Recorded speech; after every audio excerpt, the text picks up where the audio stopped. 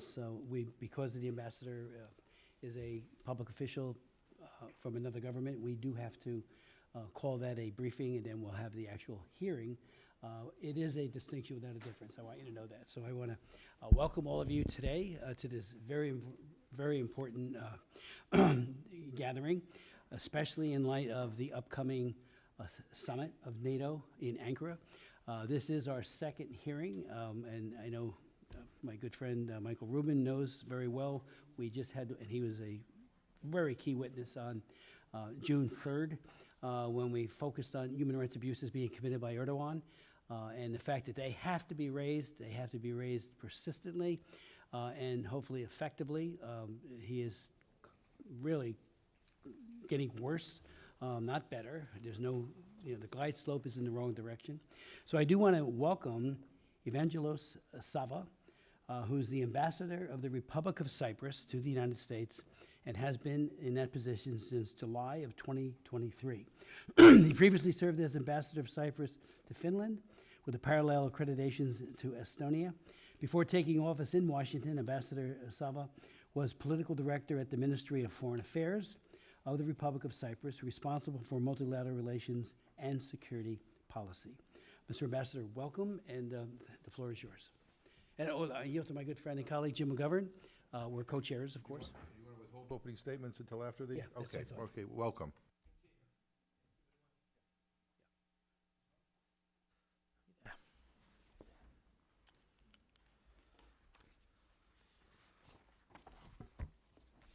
So, let me just get closer to the microphone. Honorable Chairman Smith and McGovern, distinguished members of the Commission, thank you for the opportunity to offer some remarks today in the hearing you have called on the human rights situation in the occupied areas of Cyprus by Turkey. I wish to commend you for this initiative, which also serves as a stark reminder of a 5 decades-long stain on the international system that emerged out of the horrors of World War II and on the rules-based order often invoked by world leaders, but regrettably, as the case of Cyprus so very aptly demonstrates, only selectively. What you will hear today from expert witnesses on the subject matter of this hearing will, I'm certain, both shock and horrify. On a wide range of human rights issues, the record is truly abysmal. Allow me to enumerate them very briefly. 1, the continued displacement of almost 1/3 of the whole population of Cyprus. 2, the unabated illegal usurpation of the property rights of these displaced persons. 3, the almost daily harassment and intimidation of the enclaved population in the occupied areas. 4, the unresolved fate of the remaining 746 missing persons, a purely humanitarian issue which to this day remains a raw wound for their families. 5, the continued desecration and looting of cultural sites, including of churches and cemeteries. 6, the active policy of illegal settlement of the occupied areas as a deliberate policy by Turkey aimed at changing the demographic and cultural landscape of the island. Testimonies will be presented today, analyze in depth these human rights abuses. On my part, what I would like to focus on is the political context, both in its national dimensions, and also in the overall international setting and its ramifications. It ought to be obvious in this regard, and it is without a doubt self-evident, that the gross violations of the human rights and fundamental freedoms of all Cypriots, regardless of ethnic or cultural or religious background, are the direct result of the 2 phases of the Turkish military invasion in July and August of 1974, and subsequent, ongoing to this day, occupation of more than 36% of the territory of the Republic of Cyprus. I need not remind that both the military invasion and the ongoing occupation made and continue to make a complete mockery of international law and of the Charter of the United Nations.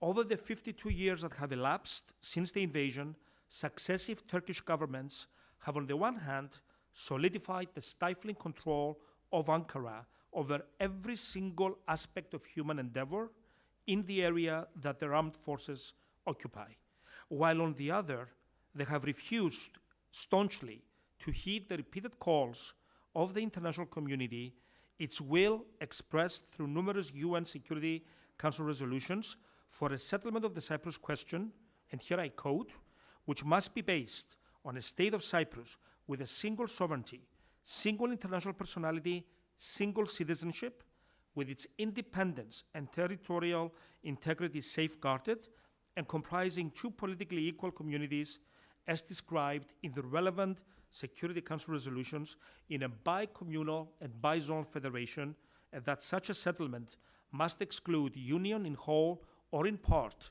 with any other country or any form of partition or secession. Adding salt to injury, Turkey proceeded in 1983 with a further illegal provocation by promoting the secessionist policy of an intransigent Turkish Cypriot leadership, culminating with the illegal unilateral declaration of a separate entity they called the Turkish Republic of Northern Cyprus.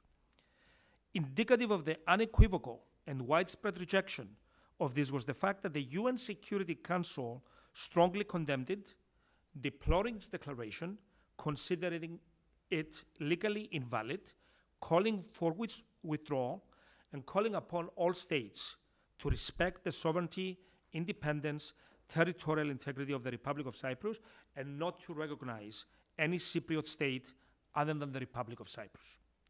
Almost 43 years since then, not one state has gone against the call by the Security Council, which in and of itself is proof of the remarkable unity of the international community when it comes to the situation in Cyprus and what a settlement must look like.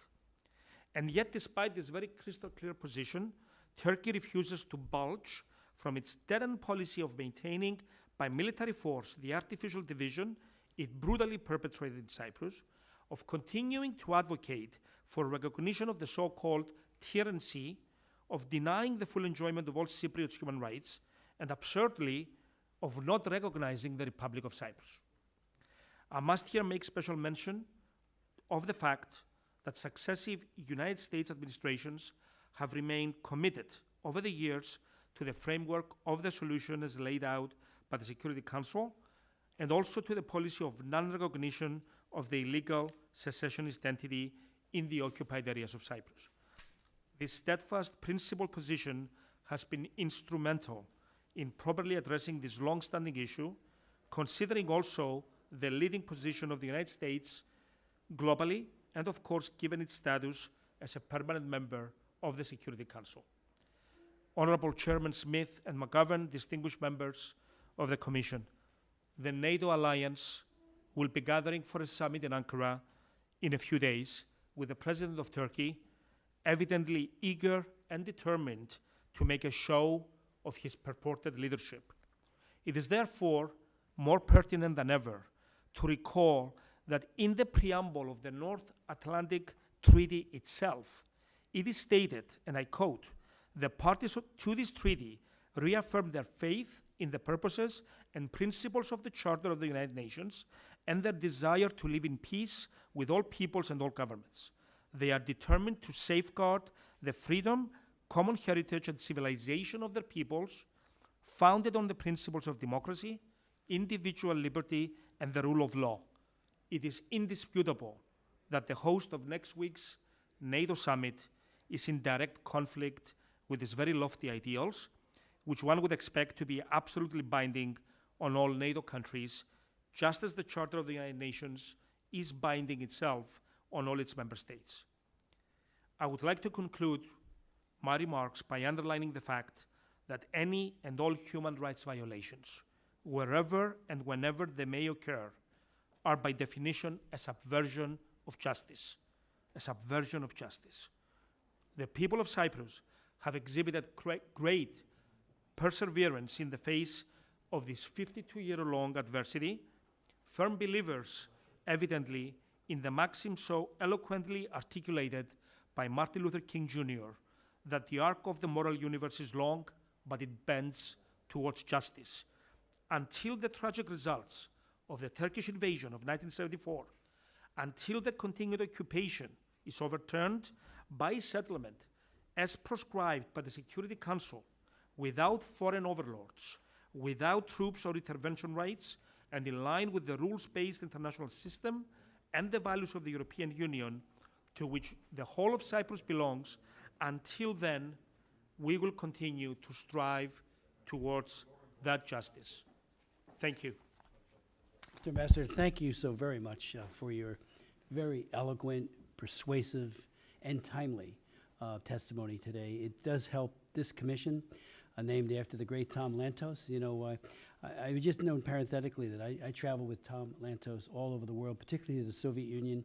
But on one trip, we went to Latvia, Lithuania, and Estonia, and they were called the captive nations. We would not recognize as a country those borders, and I would respectfully submit that the captive nation, Cyprus, the part of Cyprus occupied illegally and brutally by Erdogan now and by Turkey for all these years, it's a captive nation. And we can't recognize it. We will stay firm. It's bipartisan. Mr. McGovern and I are joined absolutely in support of all that you are trying to do. And I note that Michael Rubin, in his testimony, talked about, this isn't just a status quo where things just are, the frozen conflict mentality. Anything but. There is a surge in settlement to try to displace. It's not unlike what the Dalai Lama has talked about in Tibet when he talks about the Han Chinese displacement strategy by Xi Jinping and his predecessors, and now we're seeing it by Erdogan. So like the captive nations of Lithuania, Latvia, and Estonia, who thrive today in democracy and are great allies, we need to make sure that we never lose sight of that. And you might want to speak to the surge in settlement, but I would like to yield to my good friend and colleague as well, the co-chair of this commission. Well, thank you, and I want to thank Co-Chair Smith for his leadership, his consistent leadership on this issue, and I want to associate myself with his remarks. Mr. Ambassador, I want to thank you for coming here to brief us, and I associate myself with your comments about striving to provide for the human rights and fundamental freedoms of all Cypriots, regardless of ethnic or religious background.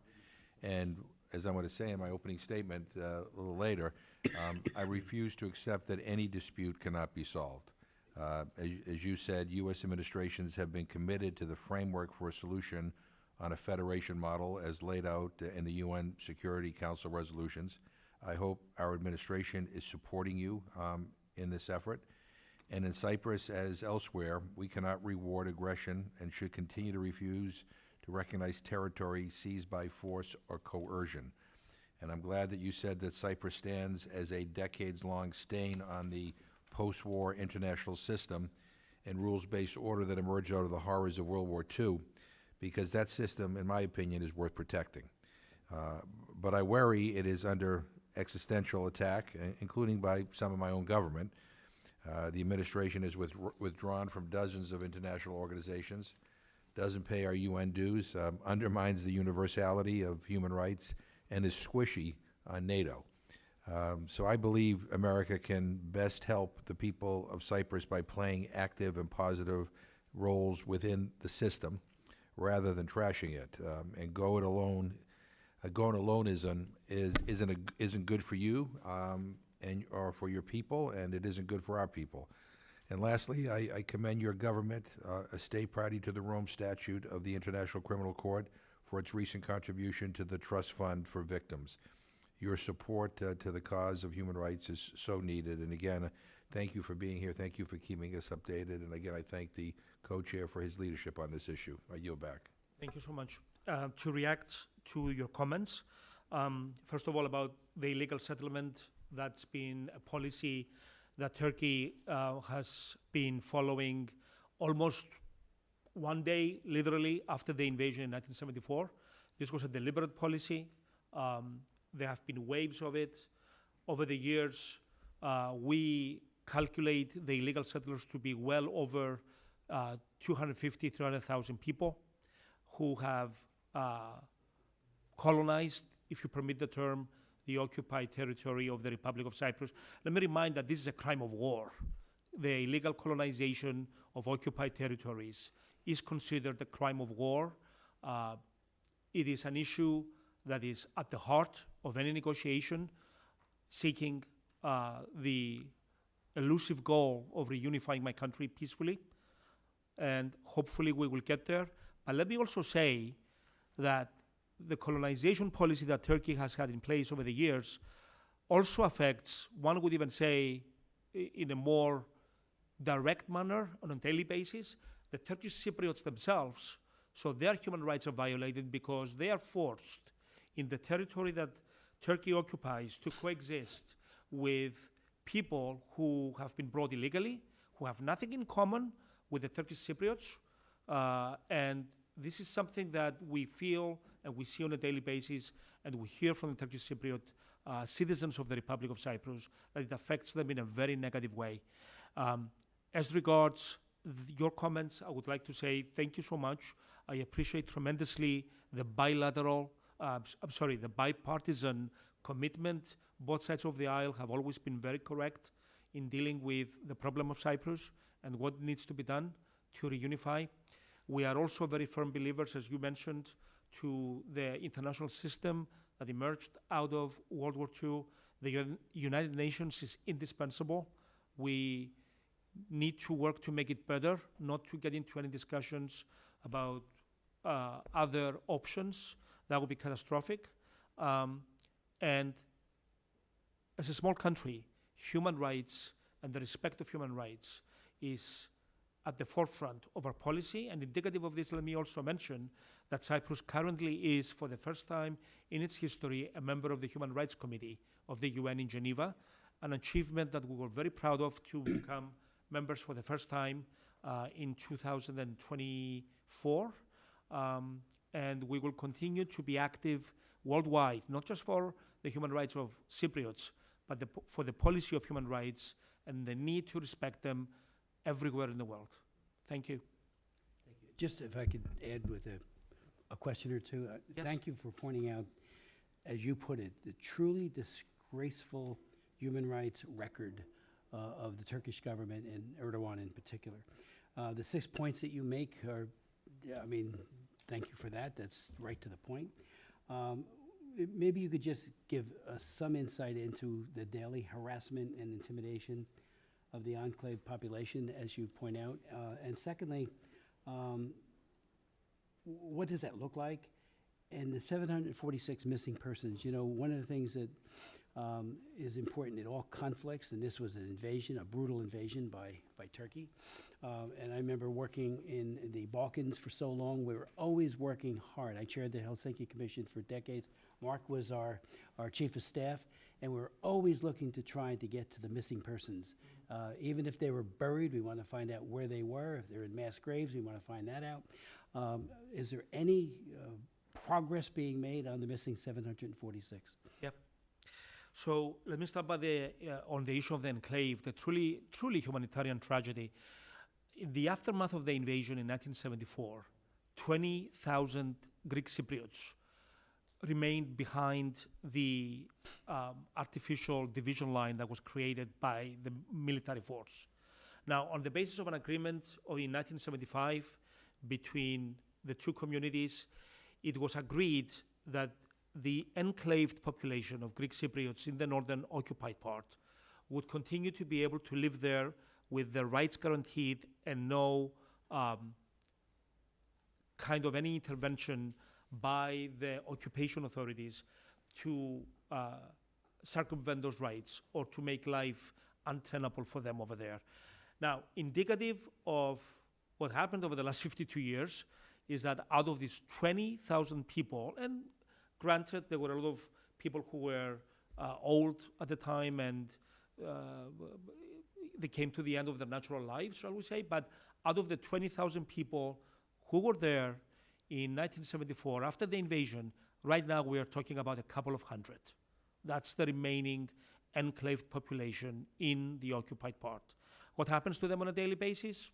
For a long time, a lot of them have been unable to exercise their religious rights, being able to go to church. For a lot of them, over the years, they have been unable to exercise properly their property rights. So if they have a house or some land in their village, it would be illegally exploited, and they would have absolutely zero practical way of doing anything about it.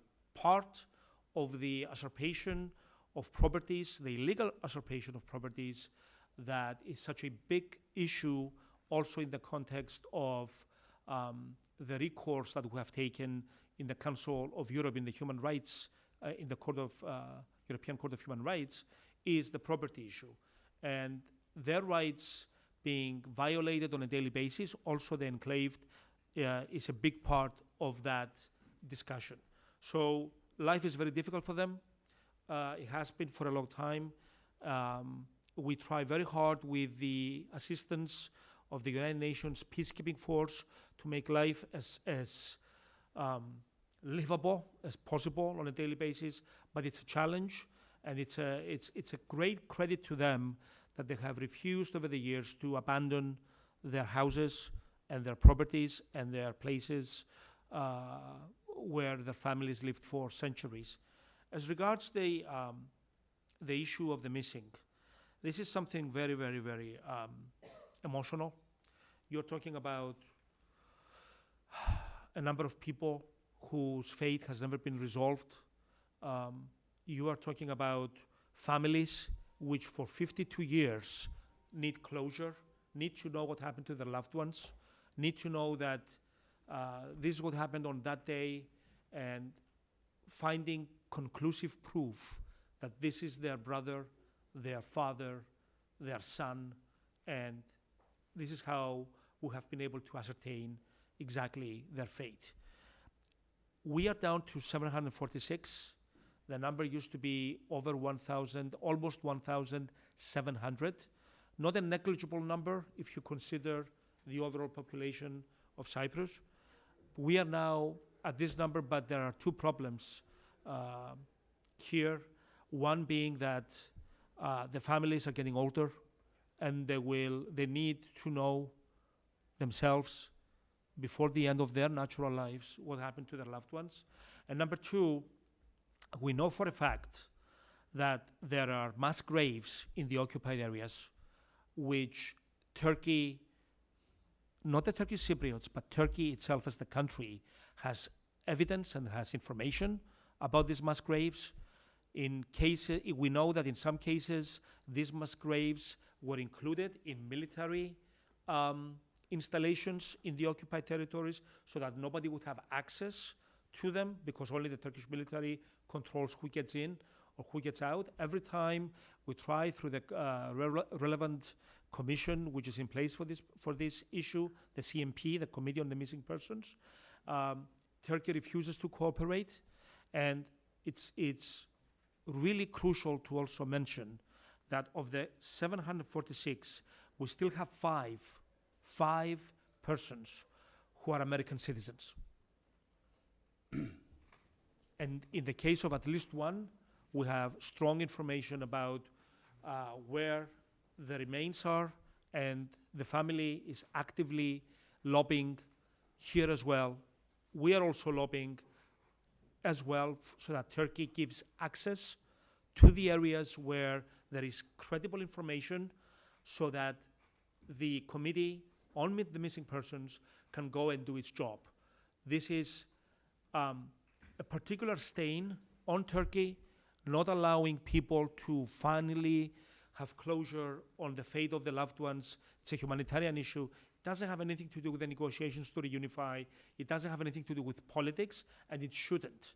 But there we are, to this day, having to grapple with the Turkish military being unwilling to provide evidence. And we understand why, in a sense, because part of the reason is because these constitute war crimes.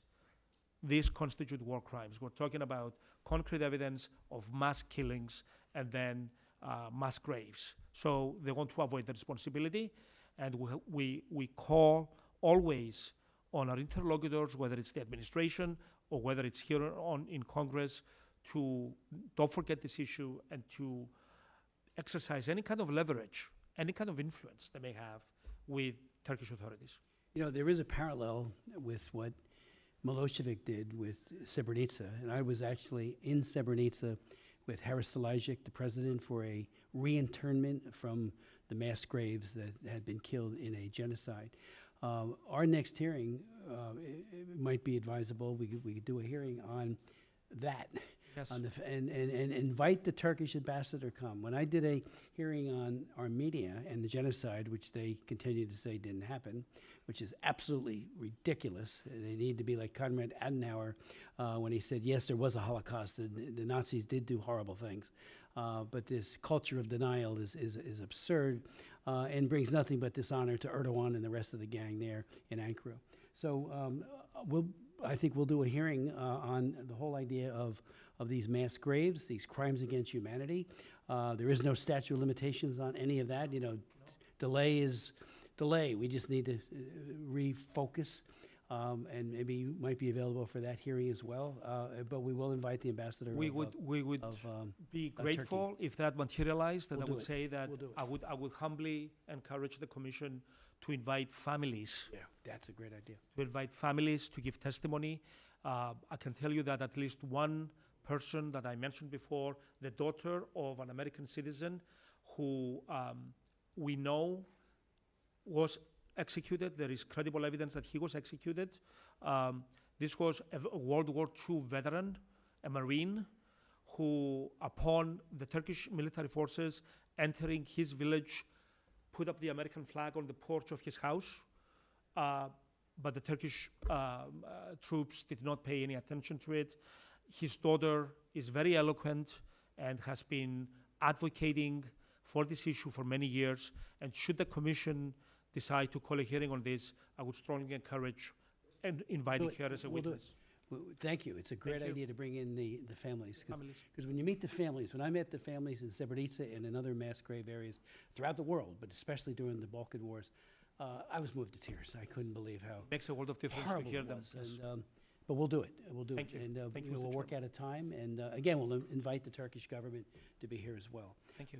We are joined by Gus Bilirakis, who's a member of the commission and an outspoken advocate for all things related to Greece, Cyprus, just a wonderful, and religious freedom. So we are going to go to the actual hearing. This is the, as you know, this is the part with the very good. ambassador. Okay. If you Well, have a question. Welcome, Mr. Ambassador. I know. It's always great to see you, Congressman. Thank you. I look forward to the questions. Thank you. Okay. Great. Thank you so much. Thank you so much. I appreciate it. I'd like to now, the hearing will come to order of the Tom Lantos Human Rights Commission on human rights in Turkish-occupied Cyprus, Erdogan's record and its implications for the Ankara NATO Summit. This hearing follows another which I chaired, joined by my good friend and colleague Jim McGovern. On June 3rd, can Turkey find its way back to freedom? Authoritarian consolidation versus the defense of Turkish democracy. And we really heard from amazing witnesses, including Mr. Rubin, who is back, and I'm so glad he's back, who provided tremendous insights into the ongoing atrocities being committed by Erdogan. So thank you all for being here. I want to again thank the Ambassador, Sava, for being with us today, for his testimony. You are a true, just a wonderful example of what your government, we are deeply impressed on this commission with your work, your insights, and again, thank you for your testimony today. As leaders prepare to gather in Ankara for the NATO summit, it is appropriate, and I would respectfully suggest it is our duty that we examine not only Erdogan's words, but also his record. It has now been 23 years since Erdogan came to power in Turkey, first as prime minister and then as president. It is also appropriate that we talk about Cyprus, as we're doing today. During these 23 years, no territory neighboring Turkey has provided a clearer window into Erdogan's worldview, his ambitions, and his approach to power than Cyprus. The island of Cyprus is approximately home to 1.4 million people. The island is divided, as we all know, into the south, which is legally governed and administered by the internationally recognized Republic of Cyprus, and a northern zone where the Republic has legal sovereignty, but which is unable to govern as it is occupied by Turkey. This division originates in Turkey's 1974 invasion of the island and remains one of the longest-running unresolved conflicts in the world. Cyprus serves as an important object lesson as we assess Erdogan's intentions towards Greece, Armenia, Israel, Syria, Iraq, and even parts of the Balkans and Europe. What we see in his Cyprus policy is deeply, deeply disturbing. Much of what the world has treated Cyprus as, much of the world has treated as a frozen conflict. Erdogan has not. During his 23 years in power, he has systematically changed facts on the ground in ways that have made a negotiated settlement more difficult and have raised new human rights concerns. Erdogan has taken apart the post-1974 status quo piece by piece. Rather than preserving the status quo while negotiations continued, Erdogan has systematically dismantled it. One of the clearest examples is a demographic change. Successive Turkish governments encouraged settlement from mainland Turkey. But under Erdogan, that policy has accelerated dramatically. As Michael Rubin, as I said a moment ago, notes in his written testimony, quote, "There has been a surge in settlement since Erdogan came to power. Many Turkish Cypriots themselves now fear that they are becoming a minority in their own community, with political, cultural, and economic decisions increasingly shaped in Ankara rather than in northern Cyprus. What began as an occupation has increasingly become a project of demographic transformation." Erdogan's policy have also placed growing pressure on the distinct identity of the Turkish Cypriot community. Turkish Cypriots have long been known for a comparatively secular and pluralistic political culture. Yet journalists, academics, trade unions, civil society leaders, and elected officials have repeatedly warned that they face increasing political pressure, diminished autonomy, local autonomy, and efforts to reshape their society and culture according to the narrow nationalism of Ankara. This same pattern is evident in Erdogan's mistreatment of Greek Cypriot rights and heritage. International courts have repeatedly recognized violations involving property rights, missing persons, and other continuing consequences of the island's invasion. Churches, monasteries, and cemeteries and archaeological sites in the occupied north continue to suffer neglect, desecration, inappropriate conversion, or restricted access. These are not simply historic monuments. They are living expressions of a people's religious faith, identity, and historical memory. Perhaps nowhere has Erdogan's determination to create irreversible facts on the ground been more visible than in the abandoned Greek Cypriot city of Varosha in the Turkish-occupied zone. Varosha was occupied by Turkey in 1974 when its Greek Cypriot residents were forced to flee.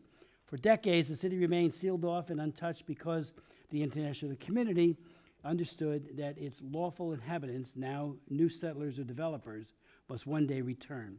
The emptiness of the city symbolized the hope that a comprehensive settlement might someday permit its lawful inhabitants to return. Under Erdogan, however, Turkey has begun opening portions of the city to new inhabitants and encouraging development in total disregard of longstanding UN Security Council resolutions 550 and 789, calling for the area to be restricted only by its original and lawful, resettled, I should say, by its original and lawful residents. And Savos notes in his written testimony today, in total disregard of the repeated calls by the UN Security Council, Turkey proceeded to the reopening of a part of the fenced-off area of Varosha in an effort to prevent the prospect of its return to the lawful inhabitants, thus undermining the prospects for a peaceful settlement. Close quote. Erdogan has treated Varosha as yet another opportunity to create irreversible facts on the ground, replacing diplomacy with unilateral malign action. Nor has Erdogan limited himself to political and demographic change. Erdogan has also transformed occupied northern Cyprus from a territorial dispute into a forward operating platform for projecting Turkish military power across the eastern Mediterranean. The construction of a major drone base, followed by additional deployments of advanced military assets demonstrates that Cyprus is no longer merely occupied territory. And that's bad enough. Under Erdogan, it has become an instrument of regional power projection, a potential threat to Greece, Syria, and Israel, and to the very NATO alliance of which Erdogan is a member and will be hosting in just a matter of days. This hearing is therefore not primarily about history, it's about policy. The Cyprus we see today is not simply the product of events in 1974, it is the product of 23 years of deliberate decisions by President Erdogan, decisions that have reshaped the island and weakened the prospects for reconciliation, undermine the rights of both Greek and Turkish Cypriots, and offer an important window on how Erdogan exercises power beyond Turkey's borders. As NATO leaders prepare to gather in Ankara, that record deserves careful scrutiny, and it ought to be on the minds of those people who attend. I'd like to yield to my good friend and colleague, Jim. Well, thank you. Again, I want to thank Co-Chair Smith for his leadership on this. I'm honored to be here with my colleague from Florida, Mr. Bilirakis. I want to thank the ambassador for being here, the witnesses. Today we look at Cyprus, the human rights in the Turkish-occupied area in the north, and the role of the government of Turkey, also known as Turkiye. We continue our examination of Turkey's record on human rights and democracy. At the last hearing, we were told of the trend toward authoritarian consolidation, greater repression of political opposition and journalists, and further limits on the freedom of expression. This record comes into sharp focus as Turkey hosts the NATO Summit in Ankara on July 7 and 8. President Trump is expected to attend. Yesterday, I sent a letter to the President conveying the recommendations of witnesses at the June 3rd hearing. It asks him to call for the release of prisoners of conscience, genuinely free and fair elections, and that Turkey abide by rulings of the European Court of Human Rights. And I hope he does it. I refuse to call any conflict intractable. I refuse to give in to defeatism. I believe any dispute, including Cyprus, can be solved with sufficient political will. The U.S., UN, EU, and Republic of Cyprus continue to support a framework for reunification as a bizonal, bi-communal federation in which the communities would enjoy political equality per relevant UN Security Council resolutions. Talks haven't happened since 2017, and I ask our witnesses to update us on the possibility of returning to the table and whether the October 2025 election in the northern areas provides an opening. We look forward to hearing about human rights issues arising from the continued division of the island, the fate of missing people, the rights of displaced persons, freedom of religion and belief, cultural preservation, and accountability under international law.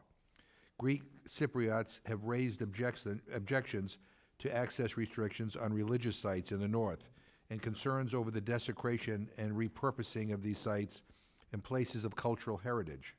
According to the State Department's report on international religious freedom issued in 2024, U.S. diplomats encourage greater access. We do not have more recent information because Secretary Rubio did not submit an IRF report in 2025, and this failure is a concern of many of us on this commission. The report also mentioned restrictions on visitor access to mosques and the Republic of Cyprus. People on both sides of the island are entitled to have their human rights respected under international law. And today we will discuss UN frameworks that address the Cyprus issue. Witnesses will cite how Turkey is violating its obligation under Article 49 of the Fourth Geneva Convention by facilitating civilian settlement into territory it occupies. The United States should demand Turkey abide by its obligations, but will our voice have any credibility? For decades, the U.S. has turned a blind eye to Israel's violation of Article 49. In fact, the Trump administration has been legitimizing Israeli settlements in occupied territory. Double standards in our application of international law are self-defeating and undermine the causes we seek to support. We all want a durable solution for the people of Cyprus to live in peace, security, and dignity. That solution must involve the UN and be grounded in international law. And I'm very worried that this administration and this Congress are actively undermining international law. This week, the House will vote on an appropriations bill that provides no money for the UN Human Rights Office and almost every other agency. Republicans on the Rules Committee made an amendment to block all funding for the UN and rejected my amendment to prevent funds from being used to withdraw the U.S. from 3 UN human rights treaties, something that is under active consideration in this current State Department. I think that would be madness. I ask our witnesses, our audience, and my colleagues to consider what your advocacy would look like for Cyprus or any other place in the world if this administration succeeds in removing the United States from the international human rights system. Again, I look forward to the testimony of our witnesses. I thank Co-Chair Smith for his leadership on this issue, and I yield back. Thank you very much. I'd like to now recognize Gus Bilirakis. I have some questions too, Mr. Chairman, but I just, first of all, want to thank you for having this hearing. You always do the right thing, Mr. You're always on the right side. We appreciate it. This is not really a partisan hearing. I think we've never been more united as Republicans and Democrats on this particular issue. I wish there were other issues we could be united on, but this is so very important. It's a human rights issue. I have stories that I'd like to tell. One in particular, a friend of mine went over to, his mother had passed away in the United States. The father was passed years prior in the States, but they buried him obviously in his cemetery, his hometown cemetery in Cyprus. Went back to have a service, a Greek Orthodox service for his mother and bury his mother besides his father. And his father's grave was not there any longer. It tears my heart out. It really does. And this is not an isolated incident. So let me go ahead with my prepared remarks. But thank you to the witnesses. They're here because they love their country, their native homeland. They're not here for financial reasons. These people here, I know them personally, the people in the private sector, and they just care about their homeland. They're great Americans, but they never forgot their wonderful people in their country, in their homeland. So I appreciate you being here. The personal stories matter so very much. So I want to thank again the Tom Lantos Human Rights Commission, and I'm one of the members.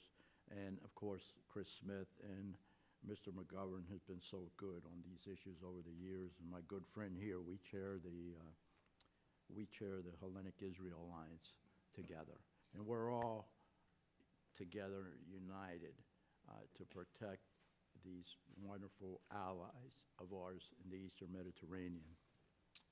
The plight of Cyprus and the illegal occupation of a third of the country by Turkey is an issue very near and dear to my heart. I personally have family that fled for their lives during the Turkish occupation. As a matter of fact, I am going to Athens. I'm going to be in Greece next week on taking a congressional delegation to Greece.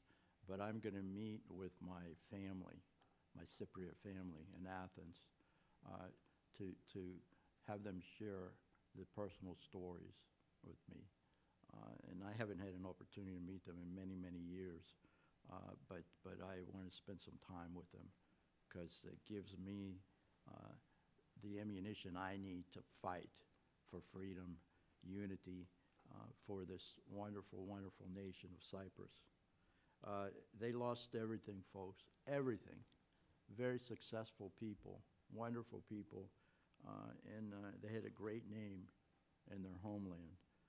Now they can only look from afar at their home, which is gated off in what is known now as the ghost city of Varosha.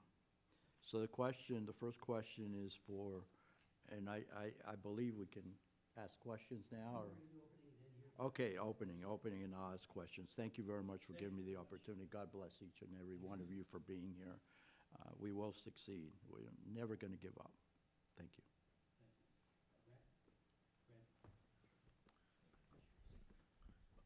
I'll be brief. I want to get to our witnesses, but again, I'm going to echo, it's a privilege working with this commission, and I appreciate both our leaders for your work on this. And to my friend Gaspolarakis, he mentioned the Congressional Israel Alliance.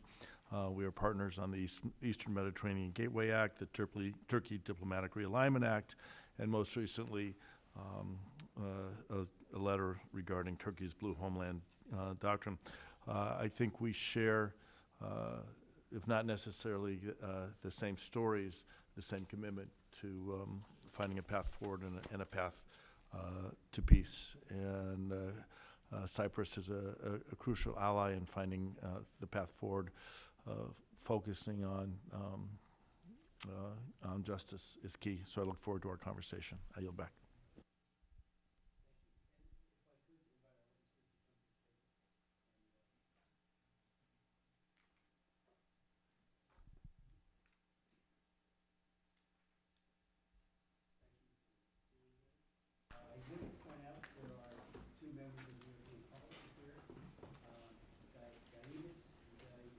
Oh, sorry, thank you.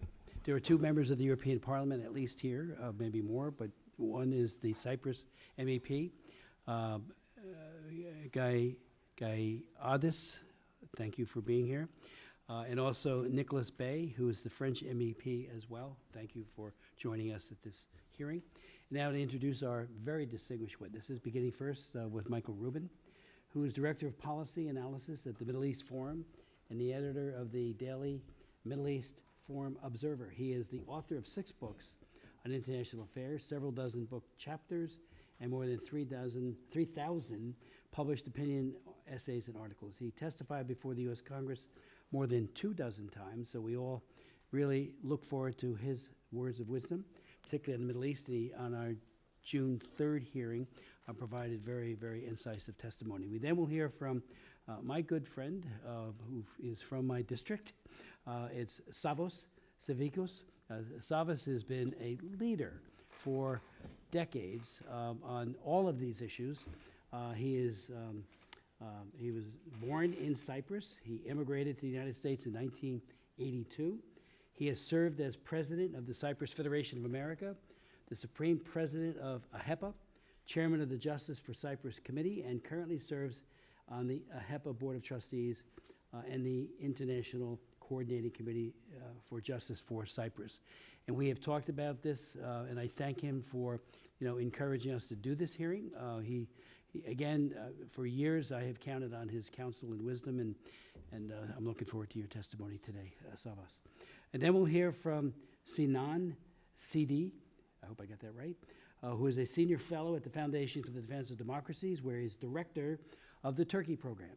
Sinan has over 2 decades of research experience focused on Turkish domestic policies and foreign policy, with bylines in foreign policy, foreign affairs, Politico, Newsweek, The National Interest, and 1945. Sinan is the author of the Kamalazm, am I saying that right?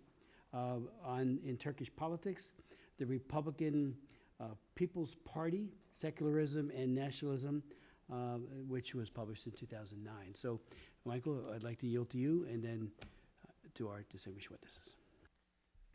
Thank you so much, Chairman Smith, Chairman McGovern, Executive Committee Member Bilirakis, and Representative Schneider. Thank you for the opportunity to testify. Representative McGovern, in response to your opening lament with regard to U.S. policy currently with regard to the United Nations, what's not in my biography is that I'm on the Strategic Advisory Committee, a bipartisan committee for UNHCR. I recently came back from a fact-finding mission with them to the front lines in Ukraine, Kharkiv, Dnipro, and so forth, and I couldn't agree with you more. Perhaps at some point I can sidebar with your staff with regard to some ways forward with mitigating some of the issues that are now occurring and how we can separate the wheat from the chaff. Regardless, I'm here to talk about Cyprus. The question of Cyprus goes to the heart of both human rights and international law. Turkey claims justification for its invasion, but the facts show that Turkey's action not only to be a naked land grab, but a precedent-setting one. I should note that the common Turkish narrative is that they were rescuing Cyprus because of the actions of the Greek junta, because of the policy at the time of Enosis unity. The irony here, and where Turkey's analogy falls flat, is the major land grab. 32% of the country, the ethnic cleansing, came not only after the junta had fallen from power and democracy had been restored, but during a period of peace talks in Geneva. There was absolutely no excuse, no reason. But the ultimate irony now is that the very historical justification which the Turks use could be more applied to them and President Erdogan's rhetoric regarding the forcible unification of the island, the lack of legitimacy of Cypriot sovereignty, and so forth. So when Turks make this historical analogy, it needs to be shut down immediately. When it comes to history, the truth isn't flexible in this case. The facts simply aren't on Turkey's side. And there's a tendency in the United States where we tend to have a shorter view of history, that we allow falsehoods, if they exist long enough, to sort of be laundered into reality in the public discussion. And the Turks need to be called out on this. If they're justifying the Turkish invasion, then by the same logic, it's time for the Turkish Republic of Northern Cyprus to go. Had the US and Europe responded immediately and effectively to Turkey's seizure, ethnic cleansing, and colonization of Northern Cyprus, the Kremlin would be less likely to assume Russia could get away with the seizure of Ukraine, Donetsk, and Luhansk. The fact of the matter is, what's happened in Cyprus doesn't stay in Cyprus. And again, across administrations, both Republican and Democrat, and also, unfortunately, within the European Union itself, there's a tendency to assume that little countries can pay the price for unrelated diplomatic initiatives, or that justice and human rights for smaller countries is simply an irritant that should be ignored. But when we look at the precedent that we've seen with regard to the so-called Turkish Republic of Northern Cyprus, there's absolutely no difference between that and, for example, Transnistria in the north of Moldova, or Luhansk, Donetsk, or what the Russians have done ethnically cleansing Crimea. At any rate, I detail the history in my written testimony, but I want to focus here and my retaining time on the present. From a human rights perspective, this is not just Turkey versus Greece. And as Chairman Smith has said, Cypriot Muslims are traditionally more moderate than their Turkish counterparts. They have a different culture. By flooding Cyprus with settlers, Turkey is seeking to snuff out a culture. It is cultural genocide. Now, Representative McGovern, in his opening statement, asked about negotiations. The problem we have here now, when the majority of those living in the occupied zone are actually settlers, alien to the culture of Cypriot Muslims, is that the Turks are essentially stacking the deck to prevent meaningful negotiations. While I don't detail it as much in my written testimony, given the resources now that we know Cyprus has, especially offshore energy resources, and we've seen the East Med Act and so forth that was passed in the last administration with bipartisan support. The fact of the matter is, the Cypriot Muslims themselves in the occupied zone know and understand that if they were left to their own devices, they could have a much higher standard of living alongside their other Cypriot compatriots. The problem is that Turkey is now using this beachhead of settlers in order to stymie an agreement, because when push comes to shove, Turkey wants to seal Cyprus's resources. We should have no diplomatic nicety about what's going on. Time should not launder aggression. The lesson successive administrations imply is filibuster and the land becomes yours. That's not something we should accept in Cyprus. It's not something we should accept with regard to Russia in Crimea, and it's not something we should accept anywhere else. Now, Erdogan feels empowered enough to shred the status quo, and I think that this current administration and past administrations need to have some introspection about why he feels so empowered. We see this, for example, in Varosha, or more recently, in March, with deploying the F-16s to northern Cyprus, or the establishment of the drone base. And of course, I want to commend FDD for their work back in March, Sinan's work in particular, with regard to the deployment of the F-16s to Cyprus. That shredded the status quo. There's no military reason for it. But doing this was a way to basically stick the finger in the eye of the United States, to humiliate the United States in the view of the Turkish public. And the United States, whether Democrat or Republican, simply shouldn't stand for it. Erdogan's actions also belie this idea that Turkey wants aircraft to counter Russia. If Turkey is so concerned as a NATO ally that it needs these aircraft should be geared towards Russia. They shouldn't be in Somalia. They shouldn't be in occupied northern Cyprus. And the same thing is true, of course, with the drones in an occupied airfield. Selling Turkey advanced weaponry only encourages Erdogan to believe that there can be aggression without consequence.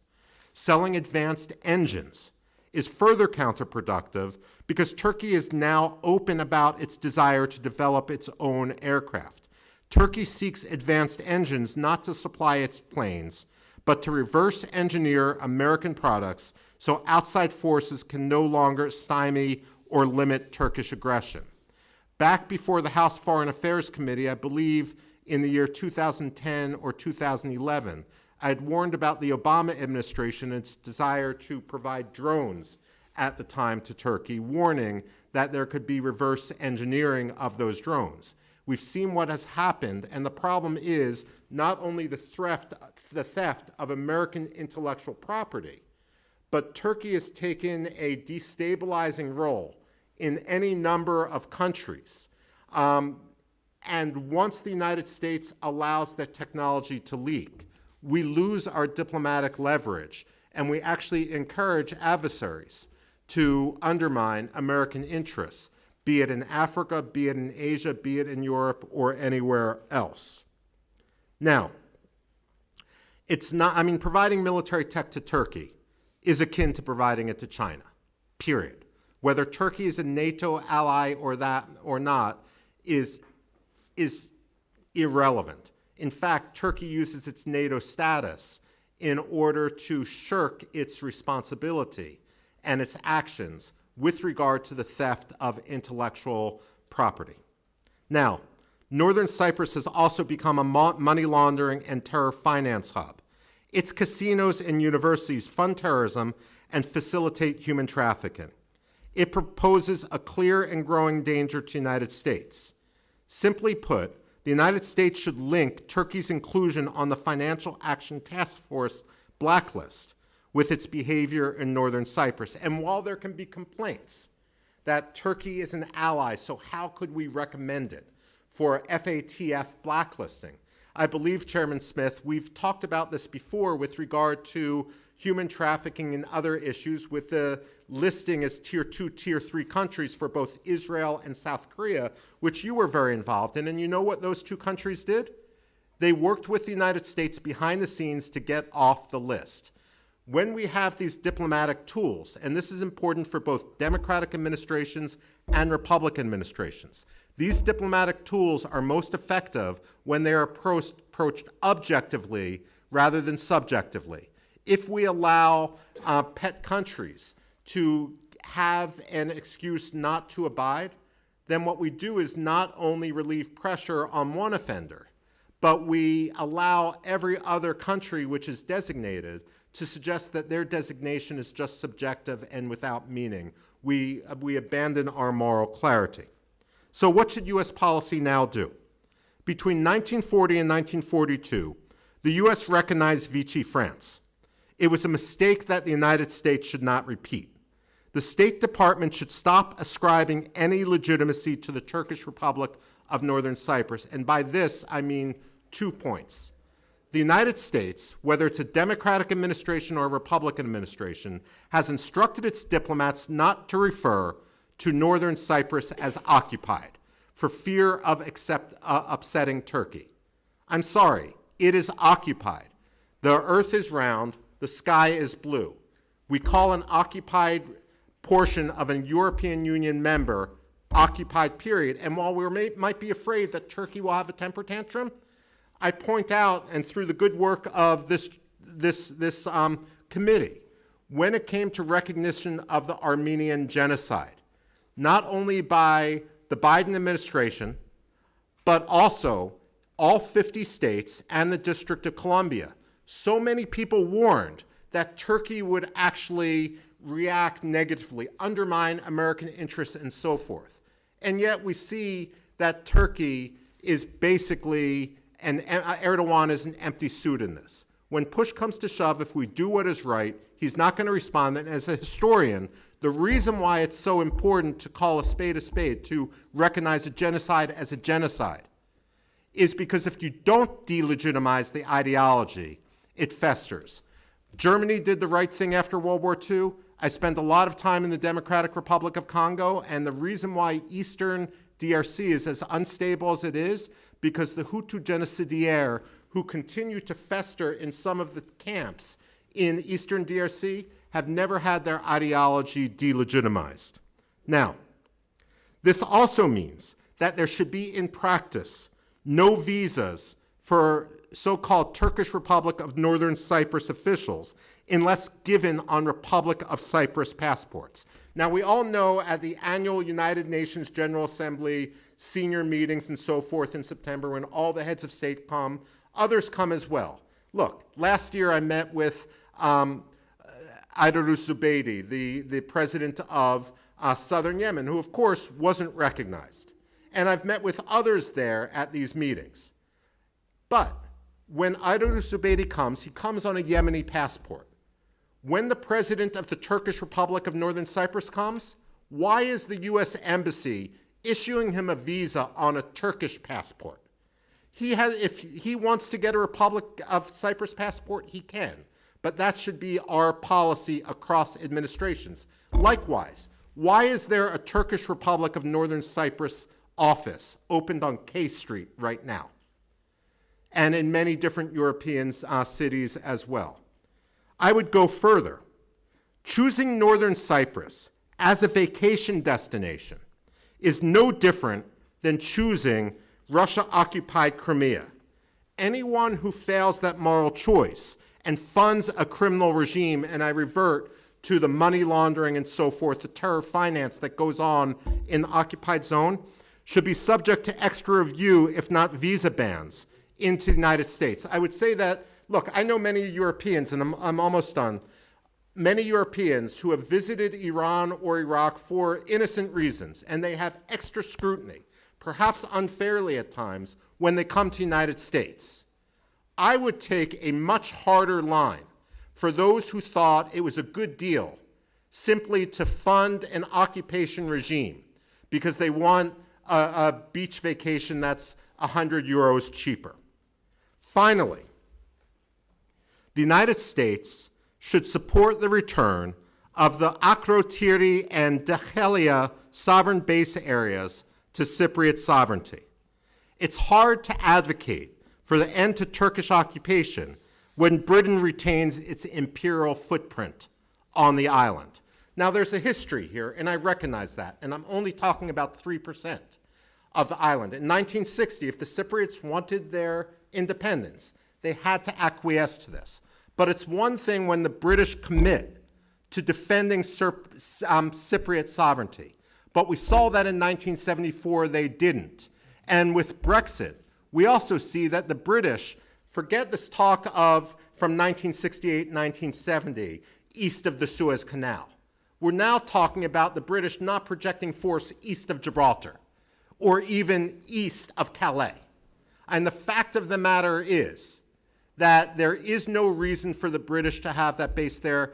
I would argue with the Iranians proving that they can hit our base in Doha, for example, in Al Udeid in Qatar, that it's untenable for us to have a base in Qatar. We shouldn't take over the sovereignty from the British.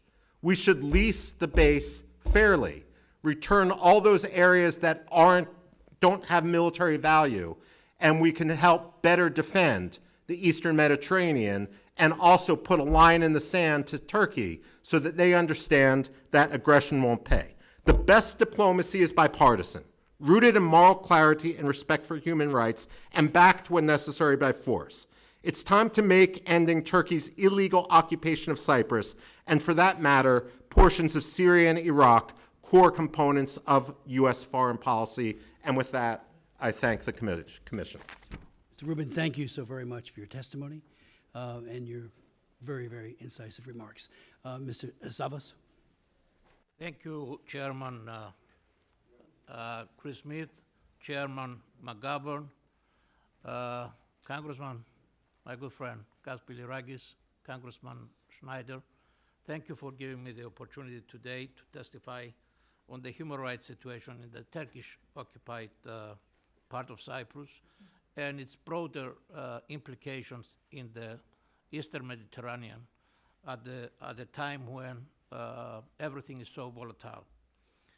I've lived the invasion, my friends. As a 12-year-old, I witnessed the napalm bombs dropping all over the place, and we were running for our life, and we didn't know what the next day would bring. And unfortunately, that wasn't all. The next few days, they were even more frightening. Watching on TV and hearing eyewitnesses of what they went through, listening to women being raped by Turkish soldiers in front of their husbands, their fathers, their sons, and then witnessing their husbands, their fathers and sons being executed. And as Michael said earlier, most of the territory that was captured, it wasn't during the first few days of the invasion, but during a ceasefire, during negotiations in Geneva. And here we are, my friends, 52 years later, talking about human rights. What human rights? Turkey doesn't follow the law. Turkey doesn't believe in human rights. And all these international norms and agreements for Turkey is just fine print. Things got even worse under President Erdogan in Cyprus. Now Turkey has complete control, complete political, economic, demographic, and religious control over the occupied areas. Let me also point out that I grew up with Turkish Cypriots. We worked together, we played together, we never had a problem. Michael said it rightly. They were moderate, they were secular, they were not fanatics. In most areas where they lived, there were no mosques. If one visits the occupied areas today, there are more mosques built by Turkey than Turkish Cypriots. So there is a situation that it cannot be ignored. And I know we have the NATO summit coming up. And I know masterful Erdogan is going to try to leverage to show the world what the strategic partner Turkey is to the United States. That's baloney. And I'm terribly disappointed, to tell you the truth, and very alarmed of the statements made by our president last week. That is, he's going to go to Turkey with a big present, talking about rewarding the aggressor with F-35s and with jet engines. Those F-35s and jet engines are not going to go against Russia. After all, Erdogan is in bed with Putin. They have the S-400s. Those weapons will be used against the three strategic allies of the United States. They will be used against Israel, Greece and Cyprus. You hear Erdogan and his cabinet members every day threatening Israel, threatening the sovereignty of Greece, threatening to capture all of Cyprus. And this is the real problem, honorable members of the Commission. This is the real problem why the issue is where it is today. Because administration after administration, we keep appeasing Turkey. And that is why they think they can get away with murder. Now, Cyprus is a proud member of the European Union. Today is the last day of Cyprus's presidency of the European Council. And yet, Turkey refuses to even acknowledge that the Republic of Cyprus exists. And they try to convince us that we should respect the realities on the ground. What are the realities on the ground according to Erdogan? 37% of the island being occupied for 52 years. And now they started pushing for a two-state solution. Mind you, Cyprus is a proud member of the European Union, and Turkey endeavors to become a member of that union. Please, let's remind Erdogan that when you want to join a club, you live by the rules of the club. There are privileges, but there are responsibilities. Michael spoke about the F-16s. F-16s, American-made weapons, prohibited by law. They are stationed in the occupied areas. What did they do a month ago?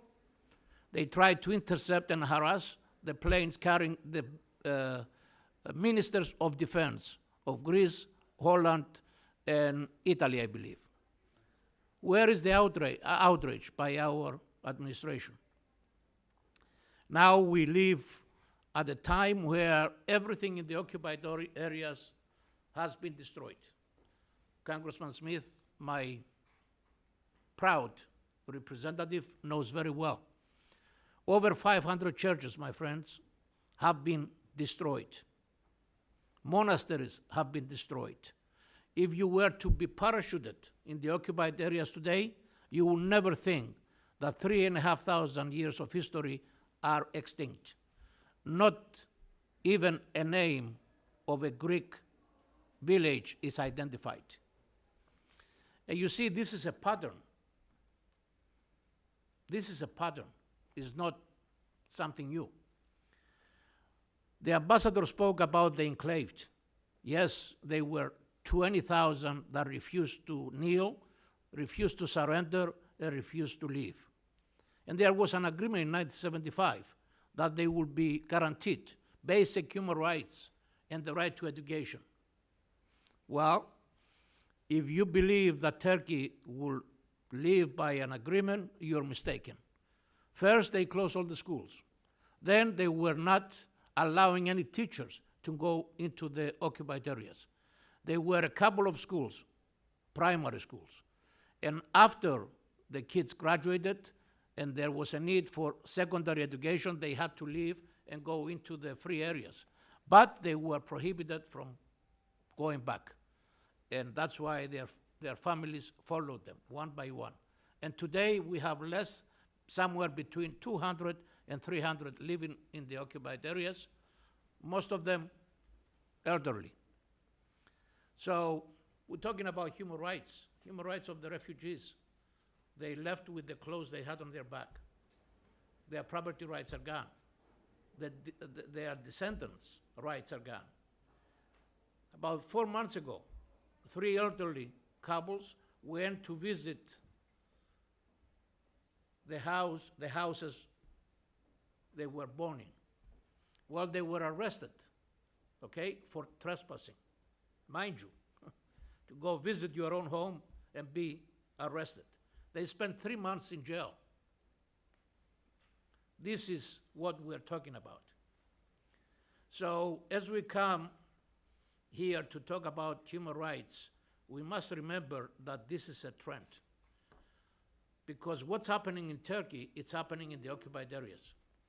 In Turkey, we have the Theological School of Halki that has been closed for over 50 years, basically refusing education to the Greek Orthodox clergy. You see the parallel? You have the symbol of Christianity converted to a mosque, Hagia Sophia. It's like there are not enough mosques in Turkey. That is total disregard to basic human rights. And we come here to talk about the approach by the United States and the European Union. Yes, I believe that the United States is the only country that can exert real pressure on Turkey to withdraw its Turkish troops from Cyprus and sit down and find a solution, a European solution, without Turkish troops, without anachronistic security agreements, and yes, Michael, without English sovereign bases, because that was and continues to be the cause of the problem. The biggest problem these days, though, my friends, is the colonization. Over 300,000 settlers have come into Cyprus, they have brought by Turkey to change the demographic of the island. Now, the real Turkish Cypriots are about 80,000. 80,000, so they are a minority in their own, so to speak, country. They are considered second-class citizens. So it's not only about the rights of Greek refugees, but also the rights of Turkish Cypriots, the rights of Armenians, the rights of Maronites, the rights of Latins. So there is a greater effect here on many people.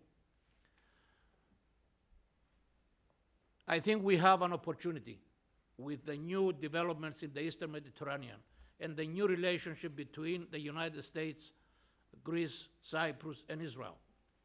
When the United States characterizes Israel, Greece, and Cyprus as strategic partners and pillars of stability, security, and peace in the Eastern Mediterranean, I'm very sorry, but we cannot use double standards. We cannot ignore the Turkish occupation in Cyprus. We cannot forget, and we avoid to call it as it is, invasion. But yet, we talk about the Russian invasion. Maybe it's very fashionable, maybe it's very popular, but it is the same thing. Russia used the same pretext, used the same script that was used in 1974 in Cyprus.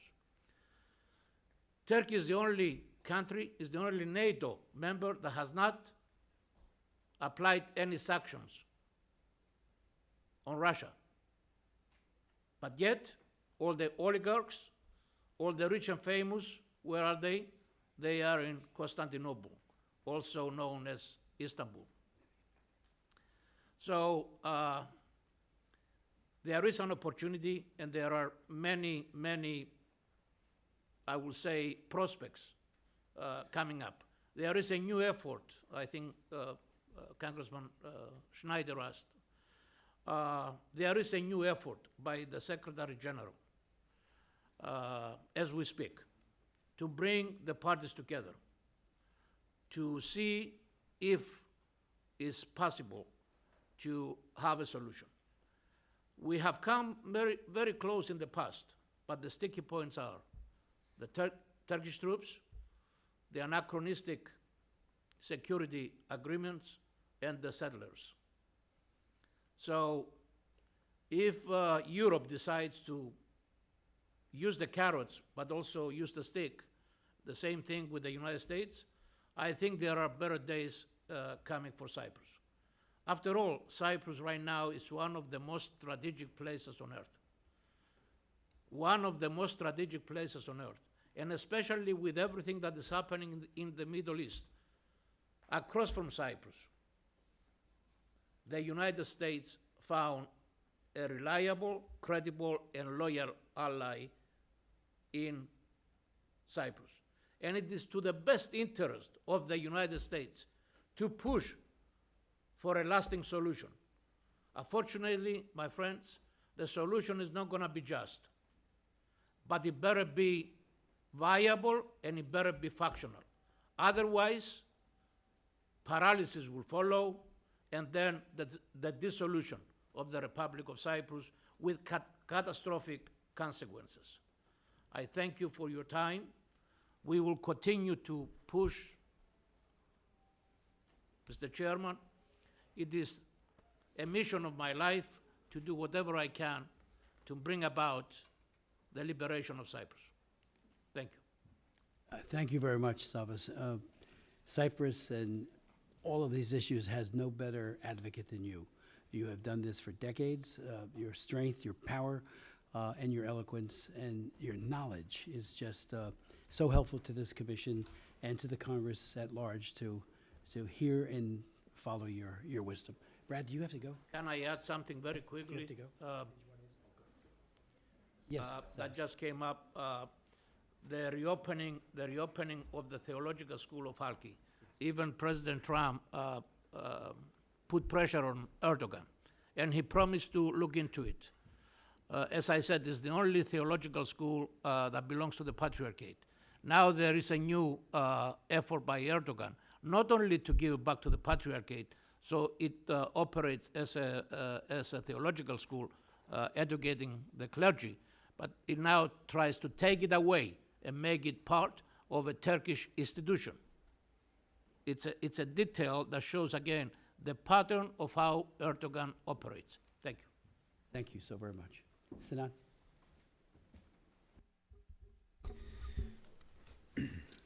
Chairman Smith, Chairman McGovern, and honourable members, thank you for the opportunity to testify on Turkey's policies towards Cyprus, the wider Eastern Mediterranean, and implications for the security and stability of the transatlantic alliance.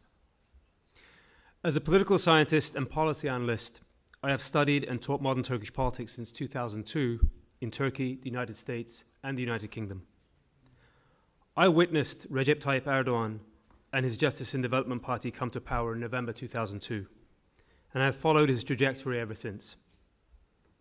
From his earliest days in office, I have stood in opposition to his Islamist worldview, documented his disdain for democratic government, and chronicled his subjugation of the Turkish people to economic and political ruin.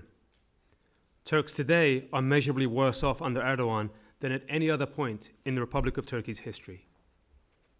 My critique of his record has had consequences.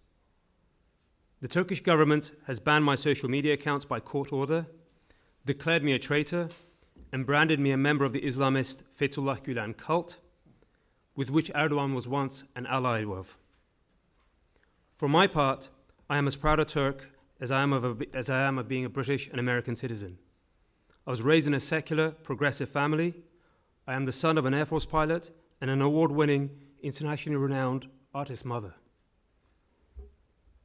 That upbringing biases me to respect democratic government and to reject the autocratic, Islamist, kleptocratic regime that Erdogan has built in the last 23 years. I share all this for one simple reason.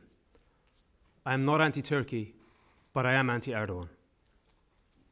My counsel is grounded in a desire to protect the national security interests of the United States and NATO and ultimately help bring Turkey return to democratic governance. There is a comfortable assumption, even among Turks, who dislike Erdogan's domestic rule, but say that his foreign policy makes Turkey stronger. I am here to argue the opposite. There is a difference between wanting one's country to be strong, secure, and enabling a malign government with revisionist ambitions that could ignite armed conflict in the Eastern Mediterranean and the Middle East. Turkey now seeks re-entry into the F-35 program, from which it was removed in 2019 for buying the Russian S-400 missile defense system, and it also wants advanced US engines to now power its indigenous fifth-generation fighter, the Khan. Equipping Erdogan with these capabilities would be a grave mistake. Transferring these capabilities to Turkey is not the same as transferring them to other stalwart NATO allies such as Britain, Germany, or Poland, allies that have been committed to collective security. Erdogan's aim is to equip his military for revisionist purposes that would redraw the boundaries of the Eastern Mediterranean and the Middle East. NATO exists as a safeguard for the security of all its members. It is not an instrument for the autocrat's irredentist vision. Cyprus sits at the center of that vision, or Erdogan's vision. It is not a peripheral issue for him. It is the keystone of his bid to remake the region's maritime and defense map. Turkey has illegally occupied roughly 1/3 of the island since 1974. It maintains tens of thousands of troops, combat drones, and missiles in territory no state but Turkey recognizes. The United States and the European Union recognize the Republic of Cyprus as the island's sole legitimate government. Now, over the past year, Ankara has used the turmoil of the war against Iran as cover to escalate. This March, Turkey deployed 6 F-16 fighters to the occupied north, the first deployment of combat aircraft to that zone.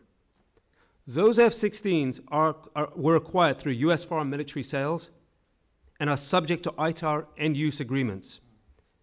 Positioning them in occupied territory without consultation is precisely the conduct that warrants congressional oversight. This month, in June, Turkish F-16s harassed aircraft carrying the defense ministers of Greece, France, and the Netherlands as they flew into the Republic of Cyprus, prompting a European Commission investigation. Ankara sees an emerging bloc of Cyprus, Greece, France, and potentially Israel as a threat to disrupt rather than an opportunity and development to welcome. That is the posture of a revisionist power, not a status quo ally. Cyprus cannot be separated from Erdogan's wider ambitions. Regime officials in Turkey have advanced legislation right now codifying claims to as many as 152 islands and islets in the Aegean under the Blue Homeland Doctrine, designed to deny Greece, Cyprus, and Israel the ability to develop offshore energy, freedom of navigation, and also to fracture their partnerships. Against this backdrop, weigh the consequences of even considering giving Turkey F-35 fighter jets. Fourth-generation F-16s are already destabilizing the region. A stealth aircraft would transform it, penetrating contested airspace, undetected, and surveilling Allied vessels with near impunity. The danger is compounded by the S-400s. Operating the Russian system alongside the F-35 would let its radar collect data on the aircraft's stealth signature. Intelligence Moscow could and likely share with adversaries such as Iran, China, and North Korea. The S-400 remains on Turkish soil, and Turkey's reliance on Huawei for its 5G network deepens the counterintelligence risk.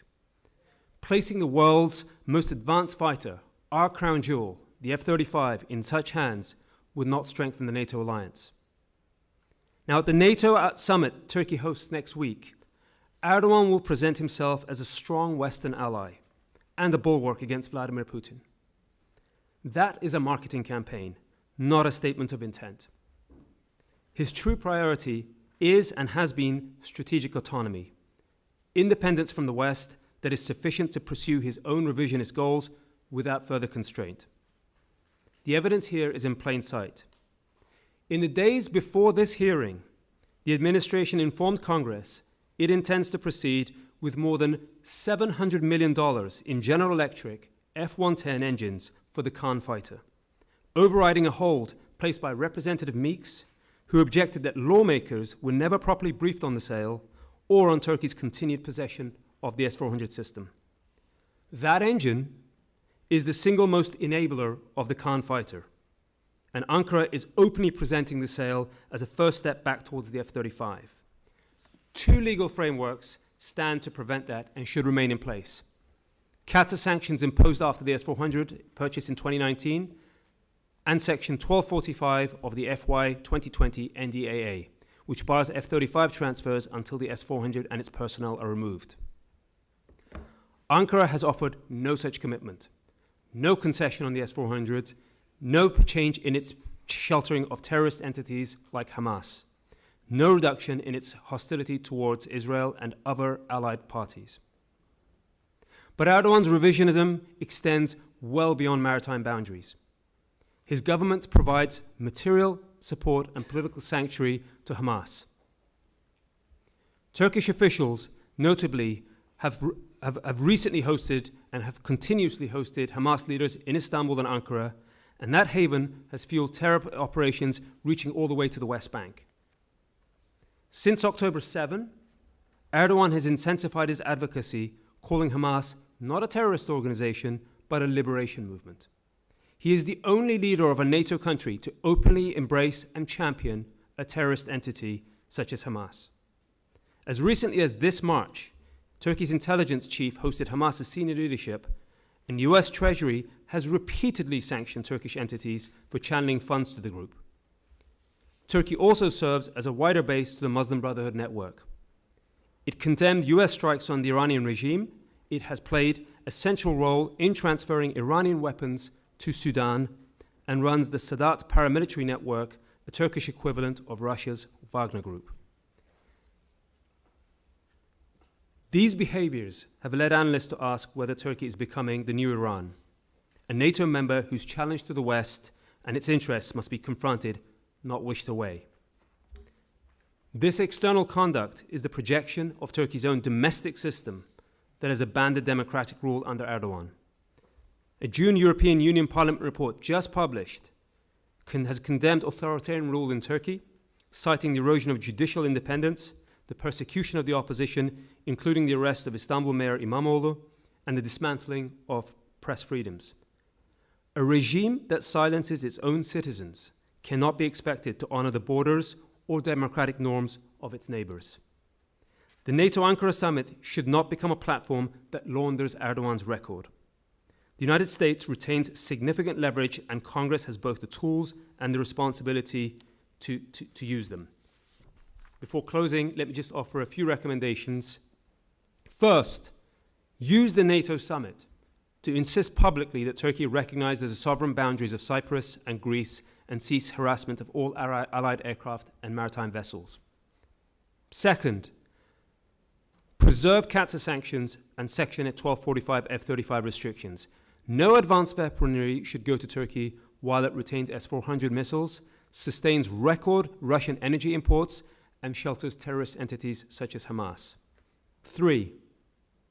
Investigate whether Turkey's deployment of US origin F-16s to occupied Cyprus violate end-user agreements and condition future transfers on guarantees against basing in occupied territory. 4. Turkey's conduct in Cyprus affects the wider European and NATO security. The United States should coordinate with Greece, Cyprus, France, and Israel to deter further escalation. Michael's already mentioned the FATF restrictions. I won't touch that, but I'll mention one more, which I think is a crucial one. The executive branch should hold Ankara accountable for its sanctuary for Hamas and the Muslim Brotherhood networks and scrutinize its roles in weapons transfers and paramilitary operations. Additionally, Congress can and should request an intelligence assessment of Hezbollah and other terror groups using northern Cyprus for weapon transfers and other material support. Recent reports indicate that weapons transfers have been made to terror groups using northern Cyprus as a conduit. Money transfers and other material support have also been reported. The Director of National Intelligence, in coordination with OFAC, should provide Congress with an assessment of the role of northern Cyprus is playing in smuggling for terrorism finance. Mr. Chairman, in conclusion, I would say Cyprus is the node where Erdogan's ambitions are clearly visible, where he tests Western resolve, militarizes contested space, and seeks to fracture the partnerships that anchor stability in the Eastern Mediterranean. The summit will showcase a Turkey that does not exist, a loyal Western ally devoted to common defense. The real Turkey is pursuing a strategic autonomy to advance revisionist goals that undermine American and allied security, which is precisely why it courts Western technology while deepening its ties to Russia, China, and Hamas. We should approach Ankara with a clarity rather than wishful thinking. The gap between Erdogan's marketing and his conduct is wide, and the cost of failing to recognize it will be borne by the very allies whose security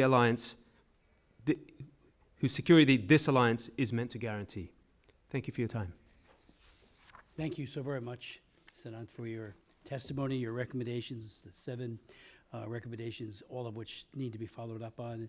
And we will immediately get to the USURF, I should say, to do a special report. I think that's an excellent idea. I just got a bill passed, my bill, to reauthorize the United States Commission on International Religious Freedom.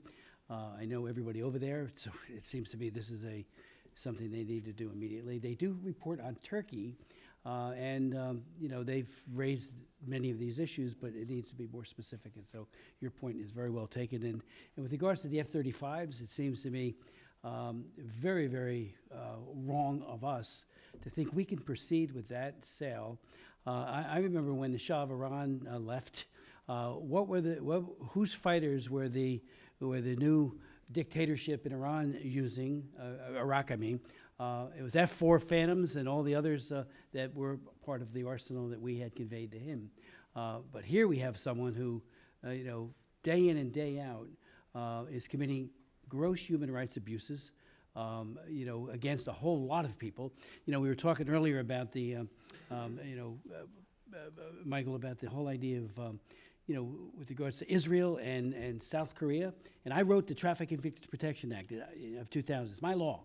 It took 3 years to get passed. It was totally bipartisan, but it does not look away and say, oh, you're a tier 3 country, but we're not going to name you as such because you're an ally or a NATO partner or something like that. And we called out South Korea and said, you're at risk of losing all of your security aid unless you mitigate and hopefully end your complicity on the government side with human trafficking. And ditto for Israel, our great ally. And both countries went from tier 3 to tier 1 almost overnight by deeds. So I think your point is very well taken, that, you mentioned a couple of great points about the Financial Action Task Force blacklist, Michael. We ought to do that. You just follow human rights abuses wherever they go, regardless of who's committing them, NATO ally or not, and you call it out. And again, when you factor in the complicity of Erdogan with Russia, especially you compromising our technology. So your points, all of you, have been very well taken, and we will follow up on all this. I'm called for this hearing and the last one on June 3rd precisely because of the NATO summit that's coming up, trying to convey to the administration, please, know who you're dealing with, and know how egregious his behavior has been. I did the same thing as chairman of the China Commission right before the meeting with the leader of China, Xi Jinping, and said, this guy's committing genocide against Muslims, again, Uyghurs, and of course all the other atrocities. I know you have to deal with them, but when you deal with these people, look them in the eye and say human rights have to come first. If you can't treat your own people, or in this case, people in Cyprus, with any kind of respect, don't think you're going to be selling you advanced weaponry, especially, right where you're sitting. Right where you're sitting. I had a hearing on the Armenian genocide, Sinan, and we had an ambassador from Greece. We had an ambassador from Turkey, and he threatened. I did 3 hearings on the Armenian genocide. Right from the podium, you like your base in Incirlik? Well, it may be gone if you recognize the genocide committed against the Armenians. I said, what a weak partner you are in NATO when you threaten our base because we're calling you out for something, a country, for those atrocities. Remember, it was Hitler who said, who remembers the Armenians? I mean, we do, and thankfully you do. And so I just think we need to toughen our resolve, which is why we're doing this hearing. Your recommendations and statements are we're going to get it right to the Secretary of State, Marco Rubio, your testimonies, in the hope that, he and his staff will look at it. We should not be enabling a dictator. Years ago, I had a hearing on torture being committed by the Turkish government, and it is widespread and pervasive. I wrote the Torture Victims Relief Act, designed to help people suffering from PTSD. It is the law right now. And, the effects of torture are hideous, PTSD especially, but also the physical signs of torture. Well, in the Ankara papers, there was a big headline, State Department defends Turkey from our hearing and from me. It's like, we got to speak. Torture, there's nothing worse than torture and killing and maiming and raping. So we need to call out Erdogan. Again, it's bipartisan, and we're saying to the president, please, I know some of the press are following this, and I implore them to really get your testimonies, which are so outstanding, front and center on the papers. AP is following this, as are others, so I do hope they will make this a very serious part of a report that they will write. And Ambassador, thank you for your testimony. Brad. Thank you, and I'll thank the witnesses and welcome Ambassador Sava. It's good to have you here. Obviously, an important issue. Mr. Svivikos, Saturday we celebrate 250 years since our independence. It's a really long time. And then I'm reminded, as you just, kind of glanced over the fact, Cyprus history, it's not 3,500 years, it's 10,000 years. But the long history and the fascinating history of Cyprus. And then everyone talked about strategic importance. And as I'm thinking about that, I'm reminded there are certain things that define strategic importance. Location is certainly a piece of that. Where you're located in the Eastern Mediterranean, it's closeness to Europe, its closeness to Africa, to the Middle East, obviously is critical. But it's also the resources, the natural resources we talked about, and Turkey has intentions towards, as well as the people resources, the connections. And the third element of strategic importance, and I think this is something we need to build on, and why when we talk about the transactional nature, and this gets to the President's conversations with Turkey, it's the relationship, and relationships across time, and Cyprus is a critical relationship for the United States and for our interest in the region far beyond just Cyprus. And the fourth key thing, I think, is reliability. And we can count on Cyprus and the relationship with Cyprus. And so from location to resources to relationships and ultimately reliability, the connection and commitment to Cyprus becomes, I think, obvious. Cyprus sits in a crucial region. It's a crucial ally that has pursued tough reforms from defense to banking to show that they are on the side of the United States, on the side of progress, on the side that rejects pessimism and sees a future for the region that is truly interconnected. It's one where we understand multiple peoples can belong to the same land, and that this acknowledgement can lead to the security, peace, and prosperity that allows them to escape what I call the gravity of history. What we know, and Mr. Sita, you made this very clear, Turkey offers the opposite. They see a future of conflict, of pessimism, of extremism, of intolerance. Turkey occupies more than a third of Cyprus, as they have since 1974. They host Hamas. They are constantly belligerent towards peace, including recently with their F-16s. They play games trying to have the F-35s as well as hold on to the Russian missile defense system. This is raw power politics. It's what we are supposed to be better than. Under President Erdogan, this pattern has intensified. You talked about President Erdogan's desire for autonomy. I would argue it's a desire for hegemony.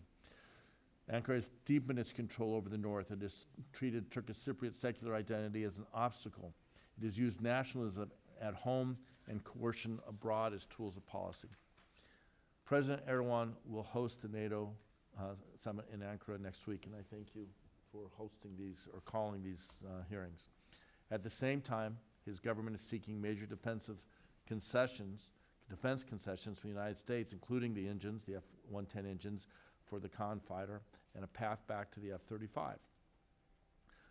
Turkey was removed from the F-35 program specifically because of the S-400s that put American aircraft, American technology, and American forces at risk. That's not changed. Turkey's occupation of Cyprus has not ended. Blue homeland has not been repudiated. Hamas has still hosted the deployment of U.S. origin F-16s to occupied North Cyprus, still demands answers. Ambassador Barak and others in the administration may want a quick deal with Ankara before the summit. Congress has a different vision, a different view, and importantly, a different responsibility. We have to ask what American interests are served and what Americans are put at risk, what message we send when aggression is rewarded. The choice before us is straightforward, and I hope we make the right one. The Eastern Mediterranean can be a region of cooperation. It can be a strategic place, space, relationship, resource for the people across the Mediterranean and the Middle East. It offers energy links, ports, cables, pipelines, humanitarian corridors, and defense partnerships that American interests demand and we will all benefit from. I ask all my colleagues in this committee to push back on Turkey, and I believe that there is a better future for the region that is what's being offered. I yield back. Thank you so much. Now recognize Ms. Titus. Well, thank you very much for holding this hearing. It's especially important now that Turkey is going to be hosting this year's NATO summit. So we need to address these issues, and too often members of our government turn a blind eye to the things that Cyprus has been doing for the last 50 years. Mr. Ambassador, always nice to see you. Thank you for joining us here on the Hill.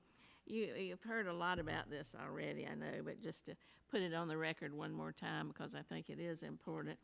This has been an illegal military occupation for 50 years. You know, you've got tens of thousands of Turkish troops that have remained on the island in violation of international law. They've divided a sovereign European democracy, and they have prevented a long and lasting settlement. This continued illegal occupation of Cyprus represents one of the longest-running unresolved conflicts in the world, and it remains a direct challenge to the principles of sovereignty, territorial integrity, and rule of law that the United States claims to defend globally. Yet Turkey continues to disregard democratic norms and international obligations. But that doesn't just stop at Cyprus. It's acute there in Cyprus, but you can see it within the country of Turkey itself. Over the past decade, and especially since the failed coup that occurred in 2016, President Erdogan's government has accelerated a systematic and systemic assault on democratic institutions, civil society, and fundamental freedoms. Today, Freedom House classifies Turkey as not free. Millions of citizens have been investigated under sweeping anti-terror laws. Journalists, academics, lawyers, opposition politicians, just ordinary citizens have faced detention, prosecution, and imprisonment just for peaceful expression of disagreement with the regime. The scale of this crackdown is staggering. Tens of thousands have been arrested. More than 100,000 civil servants have been removed from their positions. Thousands of judges, prosecutors, and academics have been dismissed.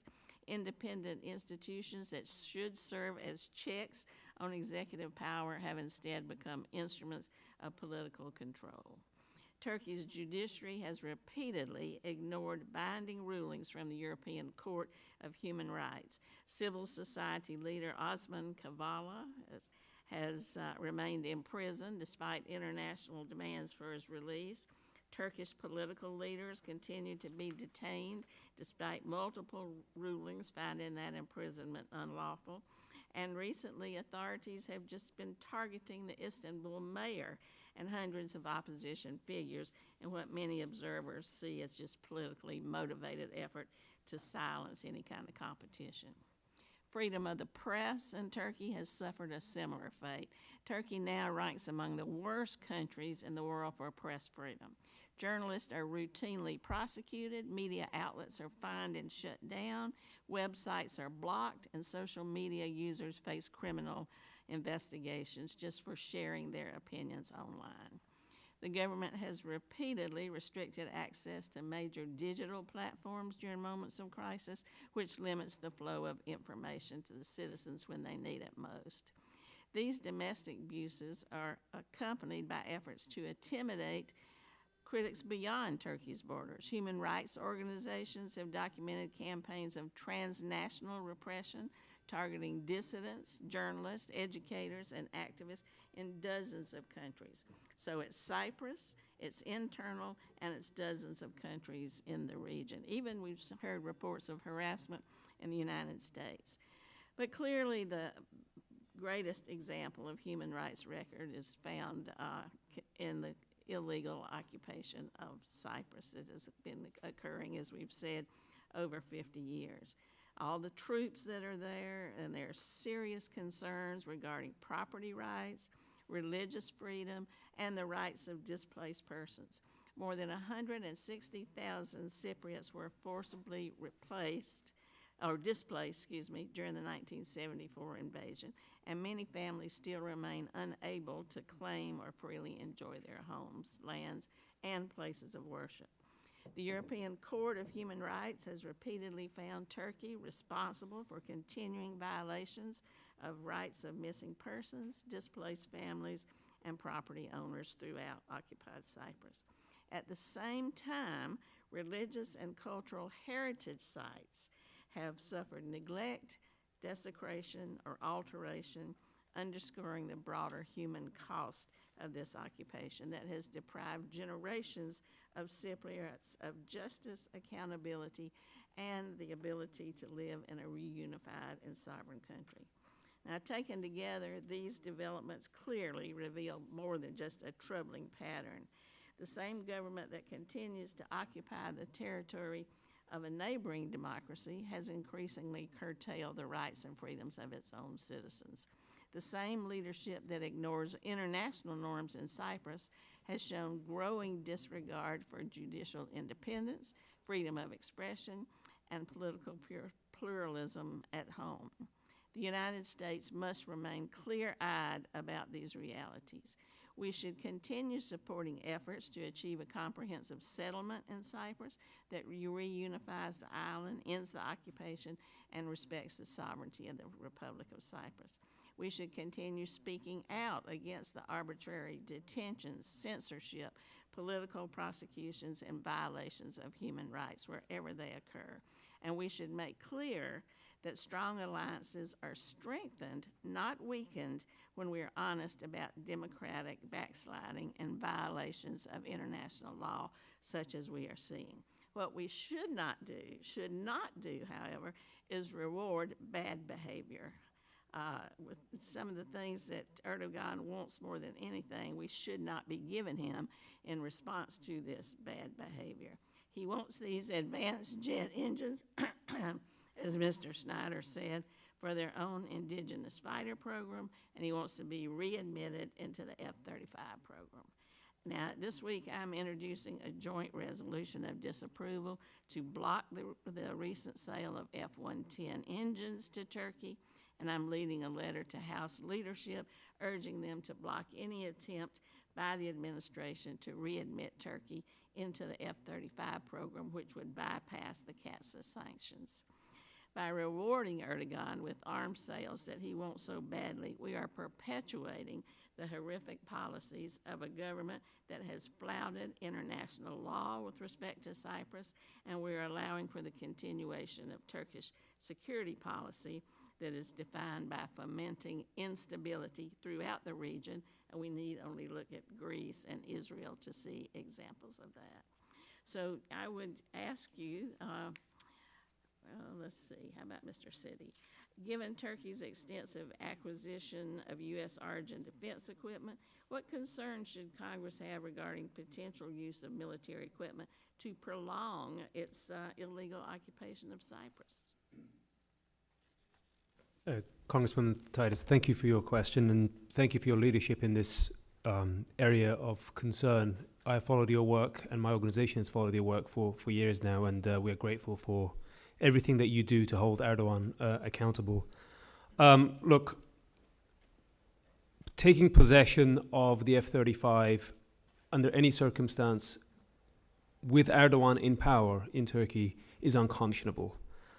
One of the things that I would outline that people may not be aware of in this country is if you turn on any Turkish television station or look at any broadsheet newspaper in the past few years, what you do see is continuous projections of a map of the Mediterranean and the Aegean Seas that is not a reality, but it is a reality projected to the Turks, which is this notion of blue homeland.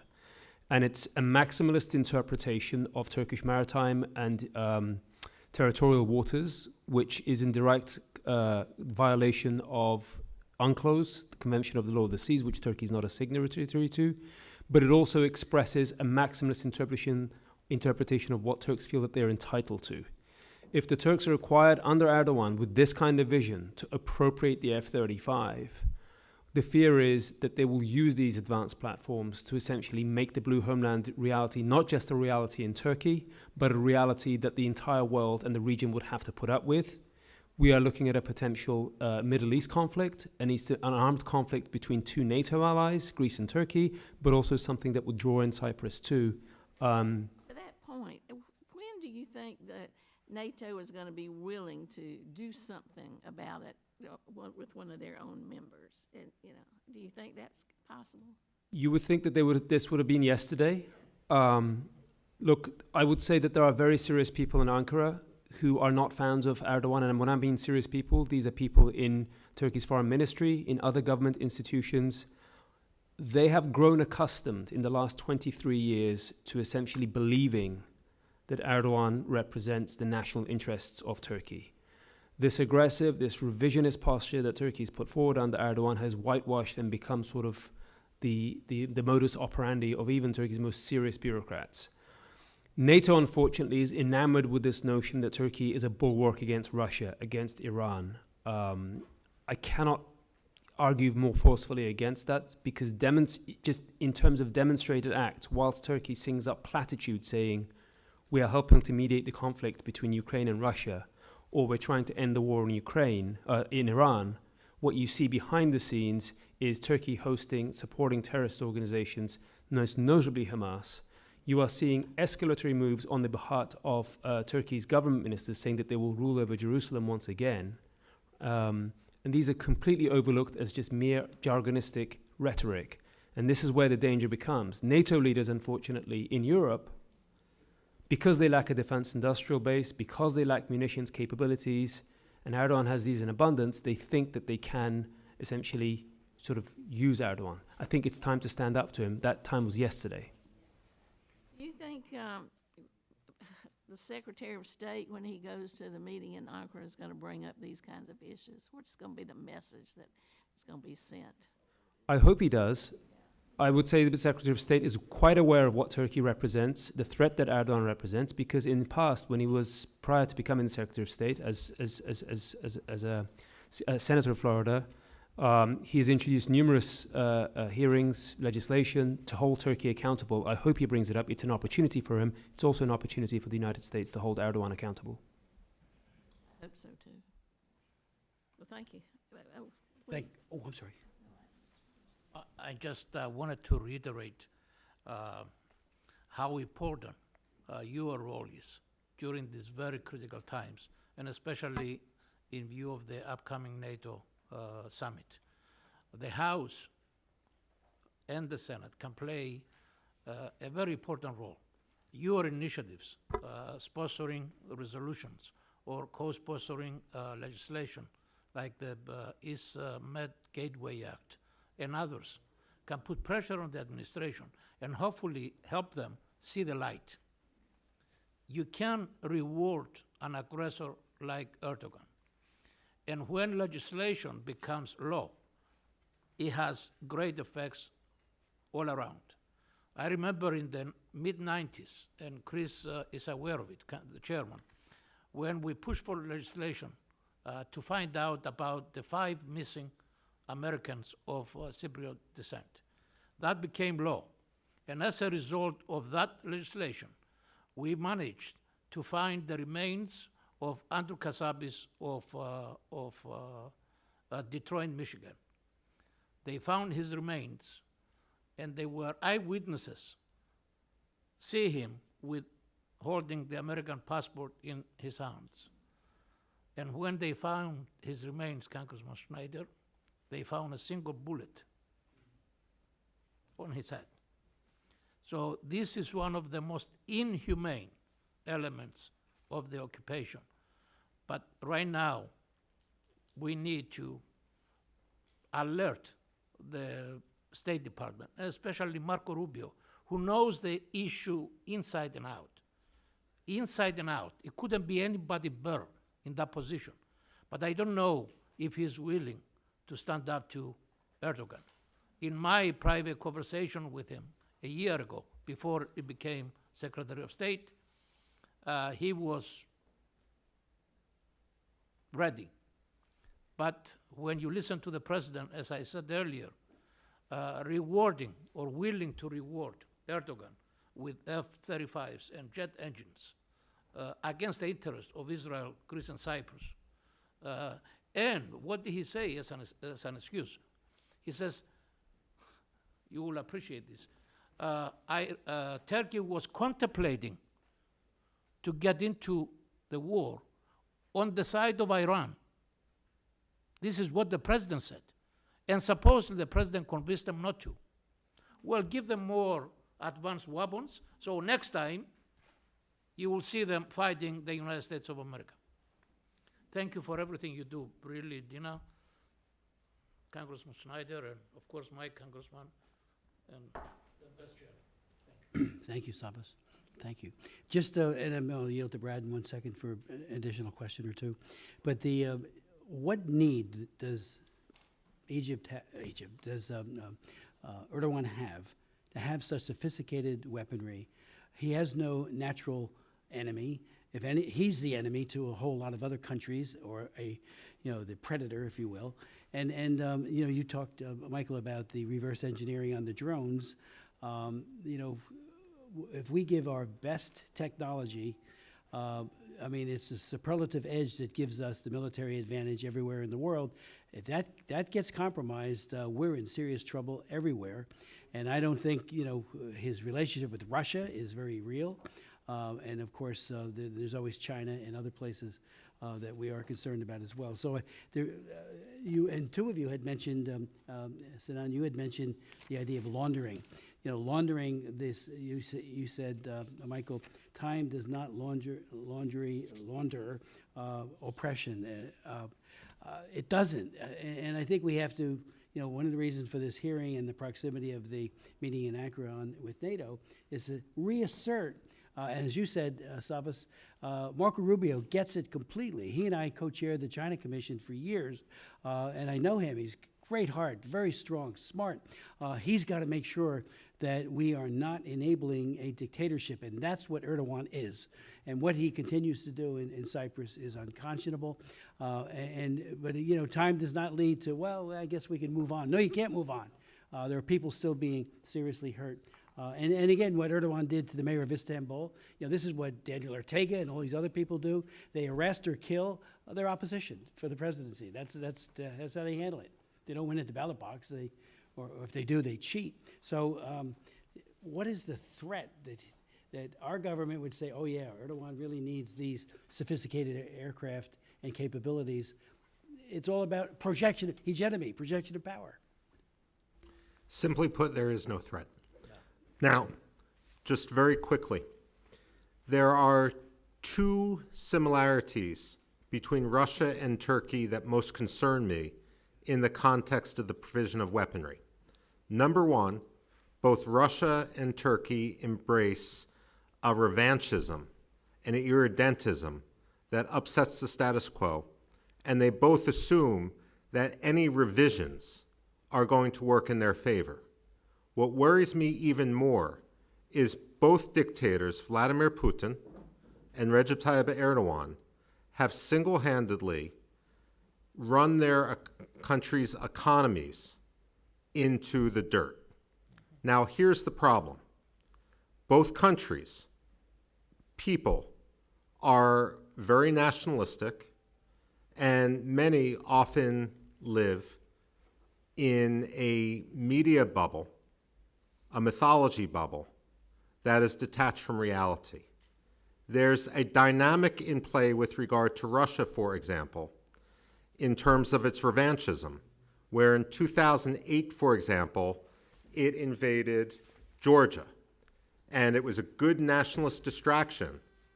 But once you occupy Abkhazia and South Ossetia, you have to spend money in order to subsidize that occupation.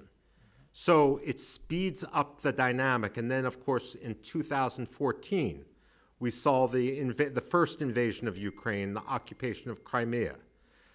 I just came back 2 weeks ago from Donetsk, from the border of Donetsk, some of the oblast, as well as Zaporizhzhia, Dnipro, and Kharkiv. And when you see what started as a distraction turned into an economic boondoggle, if there's any settlement in Ukraine, you can bet that the next step would be for Vladimir Putin to distract people, his own people, by going into the Baltics. Now, the problem when we come to Turkey is as inflation remains out of control, as Turkey, which once aspired to be one of the top 10 industrial nations, has trouble staying in the top 30, there's a chance that that weaponry is going to be used against Libya, in favor of Hamas against Israel. I just came back from Lebanon earlier this week. People are almost as afraid of Turkey as they are of Iran. The fact of the matter is, Turkey needs a nationalist distraction in order to shield the people, shield Erdogan from accountability, and shield Erdogan from having to face the wrath of his own people for taking what should have been a wealthy nation and driving it into the ground. Make no mistake, the biggest problem in the region is Erdogan himself, and arming a bully, arming a man who is desperate, is only going to exacerbate some of the security problems down the line. You never want to arm an ally who sees U.S. designated terrorist groups as allies. I need to leave for a very important meeting in the Capitol. No, Brad's going to take over. I can't thank you enough for your testimony. We will get it all to Marco Rubio, his staff, and others at the White House. And so thank you for your incredible testimony and for bearing witness to a very ugly truth, and that is Erdogan. Thank you. Thanks, Brad. Thank you, and I actually just have one more question, and I'll wrap up. But let me say thank you to all of the witnesses for your insights and perspectives, and a critically important issue. Dr. Rubin, I'm going to read from your statement. You said it in your remarks as well. U.S.